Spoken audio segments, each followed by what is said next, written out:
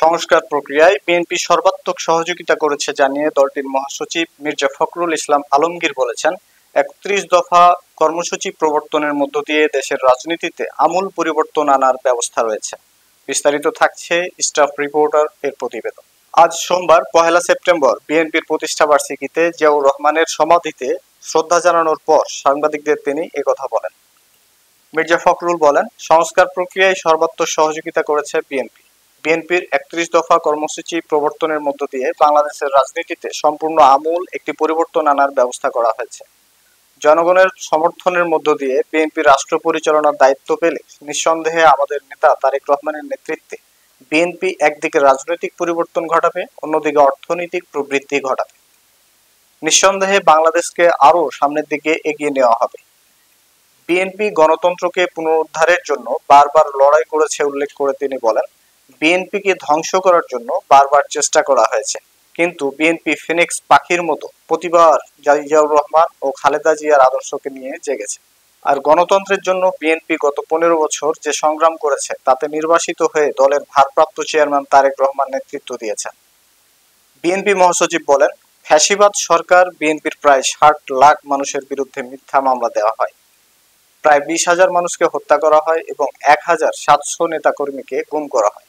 আল্লাহর অশেষ রহমতে ছাত্র জনতার আন্দোলনের মধ্য দিয়ে আমরা সেই ভয়াবহ হাসিনা থেকে মুক্ত হতে পেরেছি। এখন যে চ্যালেঞ্জ আমাদের সামনে রয়েছে সেই চ্যালেঞ্জ হচ্ছে আগামী ফেব্রুয়ারি মাসে যে নির্বাচন অনুষ্ঠানের কথা রয়েছে সেই নির্বাচন অনুষ্ঠান সুষ্ঠুভাবে করতে সহযোগিতা করা। এবং যে কেয়ারটেকার গভর্নমেন্টের যে বিধান, সেই বিধানও এই বিএনপি ইন্ট্রোডিউস করেছিল। সর্বোপরি বিএনপি গণতন্ত্রকে পুনরুদ্ধারের জন্য দীর্ঘ সংগ্রাম করেছে, লড়াই করেছে, বারবার চেষ্টা করা হয়েছে বিএনপিকে ধ্বংস করে ফেলবার, কিন্তু বিএনপি ফিনিক্স পাখির মতোই প্রতিবার এই আদর্শকে নিয়ে, জিয়াউর রহমানের আদর্শকে নিয়ে, খালেদা জিয়ার আদর্শকে নিয়ে জেগে উঠেছে। আজকে বিএনপি গত ১৫ বছর যে সংগ্রাম করেছে গণতন্ত্রের জন্য, তার মধ্যে আমাদের দলের বর্তমান ভারপ্রাপ্ত চেয়ারম্যান যারা তারেক রহমান, তিনি দীর্ঘ ৮ বছর এই সংগ্রামের নেতৃত্ব দিয়েছেন নির্বাসিত হয়ে। বিএনপিকে ধ্বংস করার জন্য বিএনপির প্রায় ৬০ লক্ষ মানুষের বিরুদ্ধে মিথ্যা মামলা দেওয়া হয়েছে। বিএনপির প্রায় ২০,০০০ মানুষকে হত্যা করা হয়েছে, ১৭০০ নেতাকর্মীকে গুম করা হয়েছে, খুন করা হয়েছে, এবং একটা অবিশ্বাস্য রকমের একটা ফ্যাসিজম এখানে প্রতিষ্ঠা করা হয়েছিল। মূল লক্ষ্যই ছিল বিএনপিকে নিঃসন্দেহ করা।